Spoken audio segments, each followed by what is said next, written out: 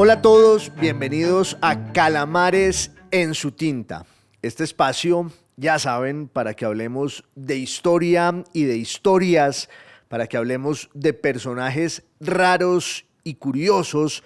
y también del pasado, que es un espejo en el que se refleja nuestro tiempo y en el que encontramos las claves y las respuestas y explicaciones inquietantes y reveladoras de lo que somos. En la salida de hoy me voy a sumar a una tendencia global, uno de esos fenómenos que hoy se llaman virales, no sin antes deslizar una pequeña reflexión sobre ese fenómeno que dice tanto de la época y del mundo en que vivimos. No creo que sea vano, ni insignificante, ni gratuito que hablemos de lo viral con esa invocación de la enfermedad para señalar lo que cobra más vigencia, lo que se vuelve más famoso. A veces son los escándalos de corrupción del día, a veces es algún desliz,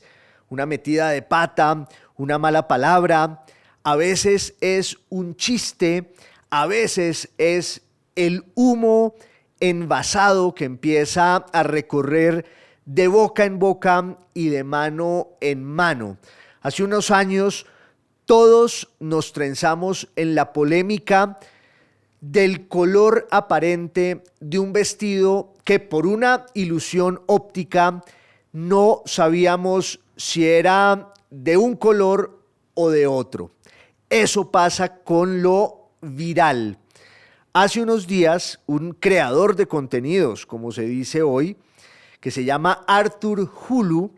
en Suecia, un creador de contenidos que además se ocupa de la historia y del pasado, en particular de la historia romana antigua, de esa civilización deslumbrante. Hace unos días este Artur Hulu les pidió a sus seguidoras, en especial a sus seguidoras mujeres, que les preguntaran a sus hombres, a sus esposos, a sus maridos, a sus amigos, a sus amantes, qué tanto pensaban en el Imperio Romano,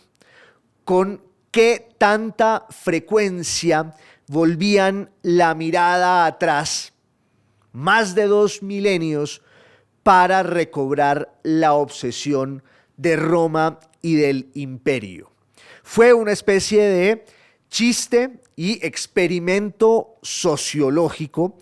porque, como lo vaticinó y lo advirtió Artur Hulu, las respuestas iban a ser muy sorprendentes y en efecto lo fueron. Todas sus seguidoras, que son muchísimas en Instagram, en TikTok, empezaron a colgarle y a mandarle videos con lo que contestaban sus novios, sus amantes, sus amigos, etc. La mayoría de ellos no sabe uno si por pose o por salirle al paso a una pregunta tan absurda y delirante, confesaron que piensan casi a diario en el Imperio Romano, que es la razón por la cual aquí en Calamares en su tinta me voy a sumar a esa tendencia para proponer casi un manualito de breve historia romana para que los novios y las novias en el mundo entero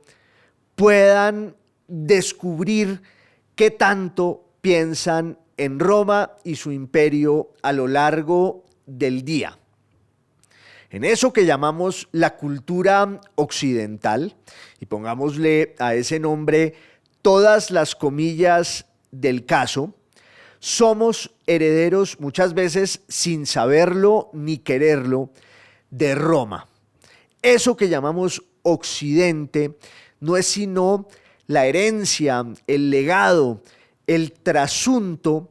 de la civilización griega, en términos intelectuales, en términos mentales, espirituales, religiosos. Somos herederos también de la tradición judía que luego se parte o se bifurca y se vuelve la tradición judeocristiana. Pero esos ríos, el de Grecia y el de los judíos y el cristianismo, van a desembocar en ese gran Mediterráneo que es la civilización romana. Y siempre vivimos bajo su sombra y su influencia en la arquitectura, en la política, en el amor. Insisto, en la mayoría de los casos, los occidentales, sin saberlo ni quererlo, seguimos siendo muchas veces hijos de Roma, cuando usamos ciertas palabras como la libertad o la caridad, incluso la palabra más bella del amor, esa palabra latina que es un anagrama del nombre mismo de Roma, al cual estamos invocando muchas veces de forma consciente y otras tantas de forma inconsciente. Por supuesto, lo que más nos deslumbra e intriga de la influencia de Roma es eso, el imperio que una ciudad de pastores y campesinos levantó y llegó a extender casi al mundo entero, por lo menos a buena parte del mundo conocido. Cuando hablamos del poder, no hay un ejemplo, un arquetipo que se le acerque al de Roma, por lo que legó el derecho, la lengua y una idea del mando que todavía hoy no ha sido superada.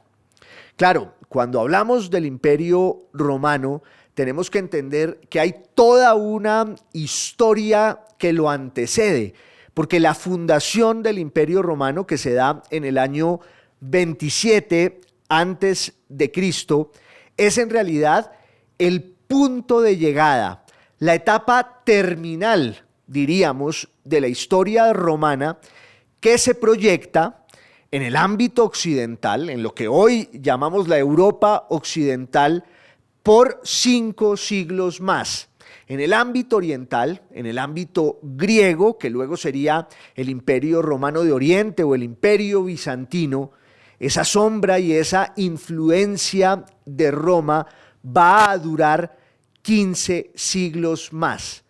Pero hay unos antecedentes. En últimas, el Imperio Romano en sus orígenes y en su fundación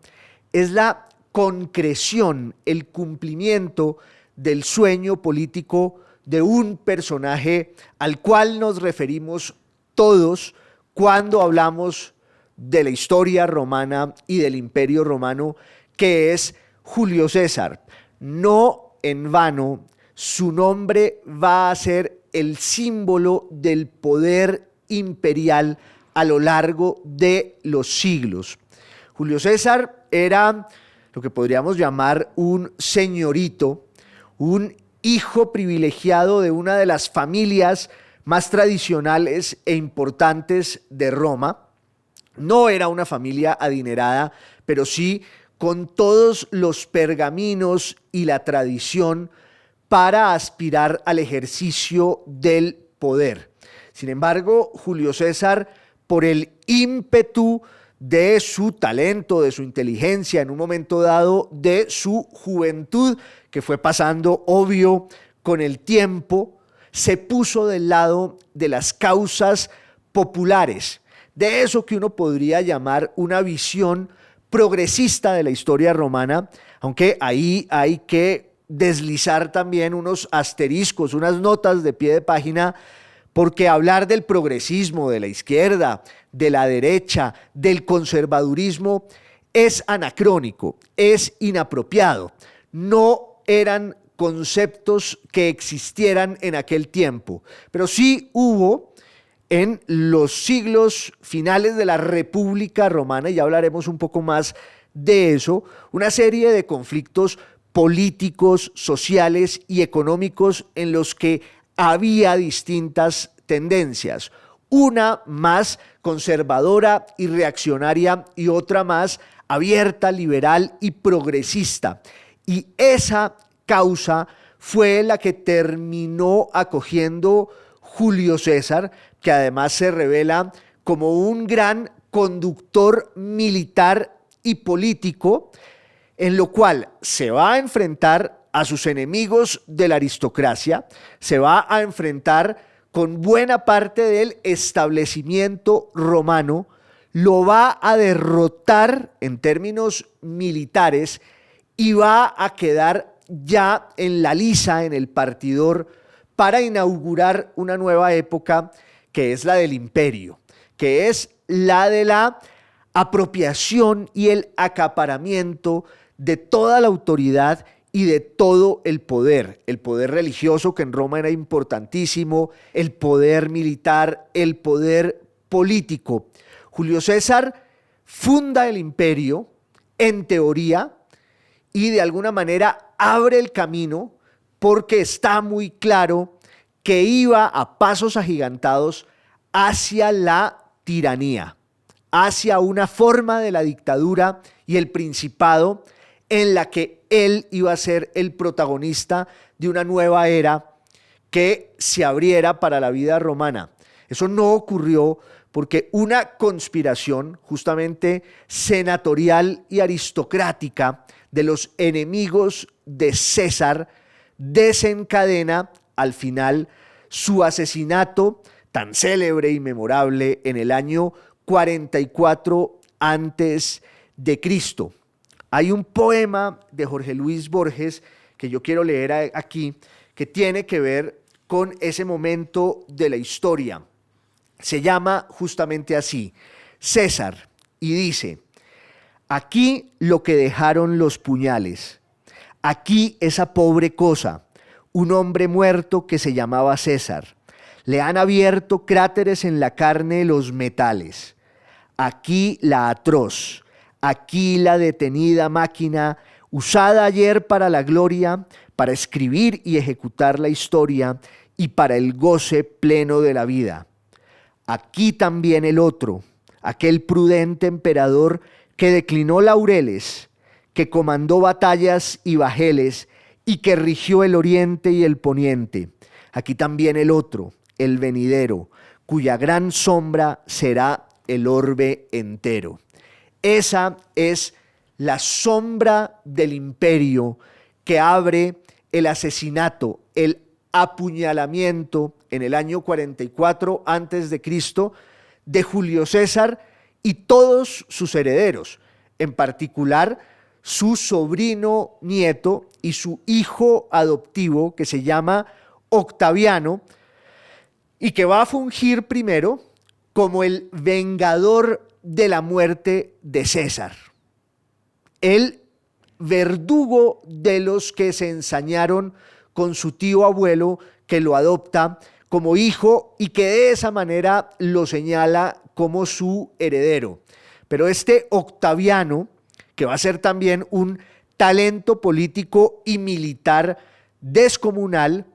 termina en un giro de la historia inesperado, en una especie de carambola, termina aliándose con los que asesinaron a César,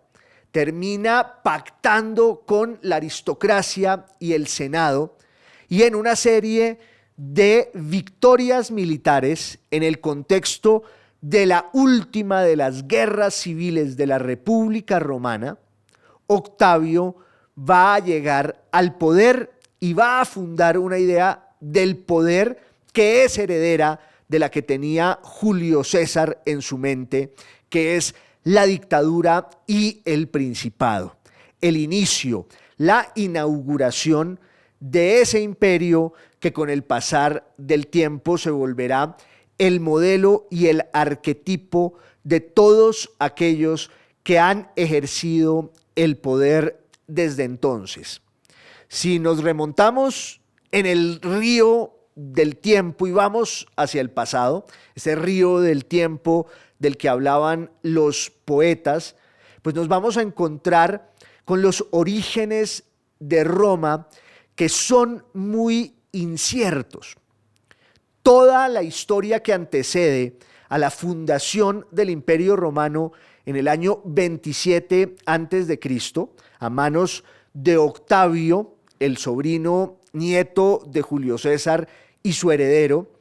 toda la historia que antecede ese momento es una historia de varios siglos, y cuanto más ahondamos en ellos,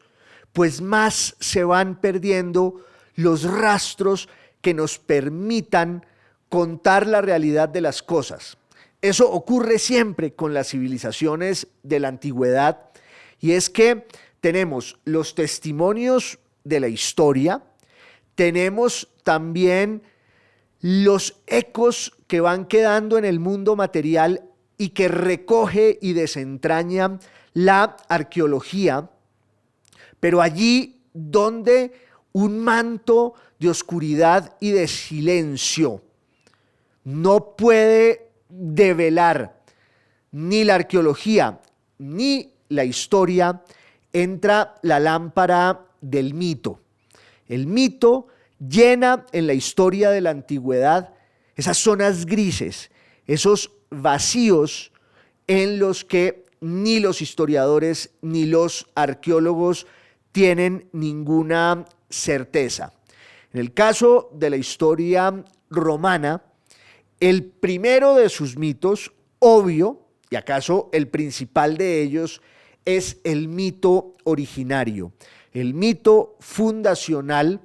en el siglo VIII antes de Cristo, cuando un personaje que es el primer rey de Roma, Rómulo, pues decide fundar en el Monte Palatino esa ciudad que estaba llamada a ser la más importante de la historia, no en vano, la ciudad eterna, cuyo perfil y contorno se proyecta con sus sombras y sus luces sobre todo lo que ha ocurrido en Occidente y en el mundo desde entonces. Ese mito originario y fundacional de Roma, de la mano de su fundador, que es Rómulo, pues está teñido por toda clase de leyendas. Se sabe, o eso es lo que cuenta el mito, que Rómulo tenía un hermano gemelo. Ambos eran los descendientes del rey de una ciudad latina muy importante que se llamaba la ciudad de Alba Longa. Y un tío abuelo de estos dos hermanos gemelos quiso deshacerse de ellos por el temor de que sucedieran en el poder a su abuelo.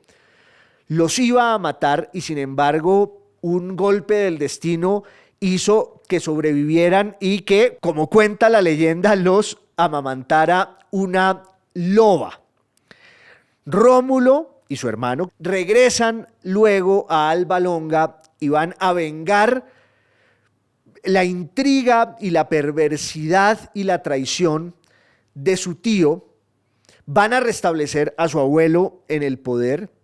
y van a decidir que ellos van a fundar una ciudad. Y lo hacen en la hondonada, a orillas del río Tíber, en la que hay 7 colinas, las famosas 7 montañas o los 7 montes que rodean a Roma. Pero empieza, obvio, la contienda, la disputa entre los dos hermanos por el lugar en el que se va a fundar la ciudad. Ya desde ese momento se inaugura un ritual muy importante para esa sociedad, que va a ser una sociedad profundamente religiosa y supersticiosa. El ritual es el ritual de los augurios, es decir, intuir e interpretar el vuelo de las aves y el mensaje que está inscrito en él. Para eso había unos sacerdotes que se llamaban los aurúspices, que eran los que se asomaban al vuelo de los pájaros y extraían de él las claves y las revelaciones que iban a ser comunicadas al pueblo. Entre otras, usamos también una palabra latina, romana, que es la del templo, para hablar del sitio en el que ocurre, o por lo menos se refugia, la fe. El templo era, en la Roma antigua, un pedazo del cielo, en el cual los aurúspices, esos sacerdotes de la religión romana, veían el vuelo de las aves y transmitían su mensaje y su texto. En la disputa de los augurios, Rómulo se impuso sobre Remo y termina fundando en el Monte Palatino una nueva ciudad. Ahí, sin embargo, va a desencadenarse una guerra civil, la primera de las guerras romanas, que conduce a lo que podríamos llamar el mito fratricida, el asesinato de Remo por parte de su hermano Rómulo, que se queda con todo el poder. Silvio Berlusconi decía Rómulo y Rémulo. No, son Rómulo y Remo. El primero mata al segundo, funda la ciudad de Roma y empieza un gobierno monárquico que va a durar más o menos 2 siglos y algo más. La fundación mítica de Roma se establece en el año 753 antes de Cristo, y a partir de ese momento empieza una monarquía en la que el primer rey obvio es Rómulo, y después vendrán otros 6 reyes más, en un esquema en el que el rey tenía todo el poder militar, político y religioso. Y había unas familias de notables, unas familias de patricios, es decir, herederas del poder de sus padres, que estaban congregadas en una institución que aconsejaba al rey. Esa institución es el Senado. Fíjense ustedes que hay un parentesco entre la palabra de la vejez, la senectud y la senilidad, y ese cuerpo colegiado y consultivo, esa institución de ancianos que se llama el Senado. Los reyes de Roma, que antes los niños se aprendían de memoria en los colegios, fueron Rómulo primero, después Numa Pompilio, después Tulio Hostilio, después Anco Marcio, después Tarquinio Prisco o Tarquinio el Mayor, después uno que se llama Servio Tulio, y el último de ellos, Tarquinio el Soberbio. Hoy esos nombres parecen los de un equipo de fútbol de la segunda división, pero la monarquía funcionó más o menos bien con sus tradiciones en una sociedad agrícola, conservadora, religiosa y muy supersticiosa, hasta cuando hay una ruptura en esa dinastía de los últimos 3 reyes de la monarquía romana. En realidad, el quinto rey,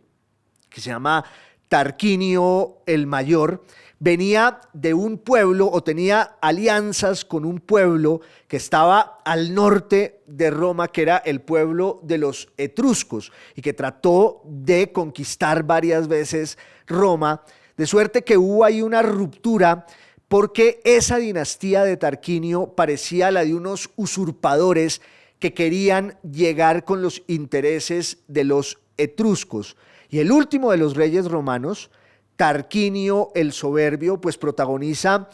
un episodio que luego va a ser conmemorado por el arte y la literatura, desde los cuadros de Tiziano o de Rembrandt hasta la poesía y la maestría de William Shakespeare, que es la violación, el ultraje de una mujer que desciende de una familia patricia, que es Lucrecia. En últimas, lo que ocurre más o menos en el año 509 a.C. es que el pueblo romano se levanta contra la monarquía, la disuelve y establece un nuevo esquema político que es la república, que consiste en trasladar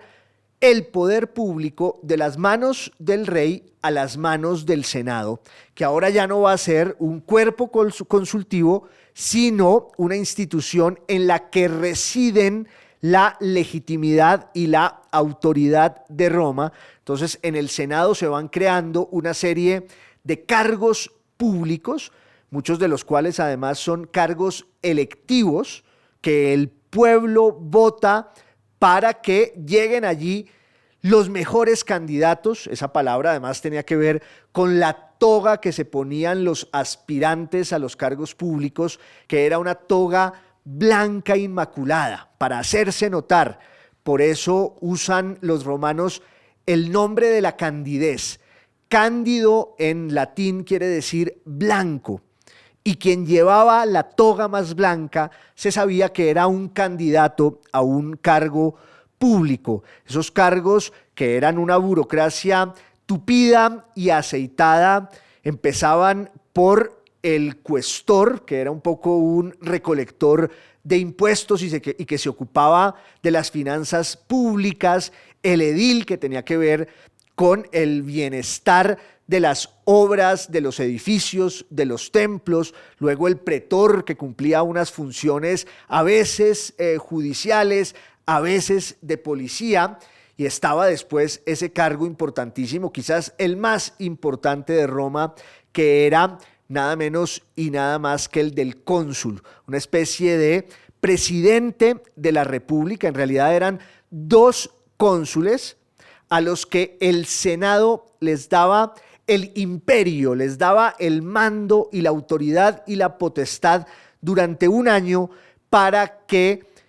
ejercieran el poder ejecutivo, que era el mando de los ejércitos y el manejo de la cosa pública. Luego va a surgir un cargo también muy importante, equivalente y a veces superior al consulado, que es el de los censores, grandes magistrados. Pero en esta Roma del siglo VI a.C., cuando se va a fundar la República, ya digo del año 509 en adelante, pues también tiene un conflicto social. Y es que lo que llamamos el pueblo romano es el conjunto de los ciudadanos que tienen derechos políticos, que pertenecen a familias conocidas, que pueden aspirar a estos cargos más o menos de votación popular. Es como una democracia, obviamente con todas las salvedades del caso, pero la obsesión de la República era impedir que en Roma volviera jamás un rey, un solo hombre que tuviera todo el poder, toda la autoridad y todas las potestades en sus manos. Por eso se crea un sistema de pesos y contrapesos, se diría luego en la democracia moderna. Y sin embargo, estaba un conflicto social entre el pueblo y la gran masa de habitantes de la ciudad que no tenían derechos políticos, que no estaban en el pueblo, y es ese sector que se llama la plebe. La plebe, por supuesto, empieza a levantarse contra ese sistema excluyente, se diría hoy, y en una serie de revueltas y sediciones muy famosas, termina presionando al sistema para que se cree un cargo público, el del tribuno de la plebe, que va a ser el vocero y el representante de los intereses plebeyos en el Senado y en el establecimiento político romano. Pero no solo eso, en una serie de revueltas más, los plebeyos van a lograr que en Roma se les abra el espacio para que ellos puedan aspirar también a los cargos públicos, a los demás, al cargo de cuestor, al cargo de edil, etcétera, etcétera. se va a establecer también un nuevo procedimiento jurídico y constitucional y político en el que Roma va a escribir sus leyes para que no sea tan fácil manipularlas. Es el momento del gran esplendor de la República Romana en el siglo IV, en el siglo III antes de Cristo, porque además Roma, que era una ciudad muy pequeña, termina enfrentándose con los pueblos que la están rodeando y que la van a sitiar y que la codician y que son enemigos. Ya hablamos de los etruscos, ahí están los oscos, están los umbros, están los samnitas, en el sur están nada menos y nada más que los sabinos, y Roma termina imponiéndose por la vía militar a todos esos pueblos de la península itálica, los derrota, los doblega y empieza la era de las grandes conquistas de Roma. Roma como el centro de irradiación de lo que con el pasar del tiempo iba a ser, ahora sí de verdad, un imperio que va a conquistar buena parte del mundo conocido. Es más, después de haber doblegado y unificado a toda la península itálica, a los romanos les surge la amenaza y el desafío de un enfrentamiento internacional. Una ciudad que también tenía una vocación más o menos imperial, fundada por los fenicios en la costa africana del Mediterráneo, en lo que hoy es Túnez, más o menos. Esa ciudad se llamaba Cartago, que, repito, había sido la gran creación de los fenicios, a los que muchos les atribuyen, entre otras cosas, la invención del alfabeto. Los fenicios eran grandes comerciantes, eran magníficos navegantes. De hecho, el nombre de los fenicios en el latín más antiguo era justamente eso, los púnicos. Los púnicos eran los fenicios y terminan enfrentados con Roma en una serie de guerras en las que Roma empieza con una actitud defensiva y luego se revela con un poder, con una potencia militar descomunal que la va a llevar, eso sí, con grandes esfuerzos, a derrotar a Cartago. Y la derrota de Cartago va a lanzar a Roma a la conquista de todo el Mediterráneo hacia el occidente y también hacia el oriente. En el oriente, Roma se encuentra con un pueblo ya de manera mucho más consistente, porque en esas rutas del mar del vino, que es el Mediterráneo, así lo llama Homero, o por lo menos una parte de él, allí en ese territorio que es el Mediterráneo, valga la paradoja, los romanos se encontraron muchas veces con los griegos, pero cuando empiezan las grandes conquistas en el siglo III, en el siglo II sobre todo, antes de Cristo, pues Roma se va a lanzar al oriente y va a hallar el prodigio de la cultura griega, de la cultura helénica, que para Roma va a ser lo más importante que le pasó en la vida, porque los romanos se impregnan de todo lo que era Grecia, desde el punto de vista literario, desde el punto de vista filosófico, desde el punto de vista espiritual y religioso, al punto de que las grandes familias romanas hacen del griego su lengua principal, tienen siempre esclavos y pedagogos que instruyen a sus hijos, a sus descendientes, en los misterios y saberes de la lengua griega. Pasa lo que mucho tiempo después diría un poeta latino, uno de los más grandes, Horacio, que en un verso cuenta cómo Roma captura a Grecia por la vía militar, la doblega, la somete y la derrota, pero los cautivos se vuelven los dueños espirituales de los captores. Roma derrota a Grecia, pero es una derrota en la cual la cultura griega se vuelve la base de lo que luego será la proyección de Roma sobre el mundo. En ese contexto en el que Roma se vuelve ya una gran potencia militar y política y conquista el oriente y el occidente y domina el Mediterráneo, pues los conflictos sociales y económicos en esa sociedad son cada vez mayores, casi como si la consecuencia de la expansión política y militar de Roma fuera un enfrentamiento a muerte dentro de la sociedad romana,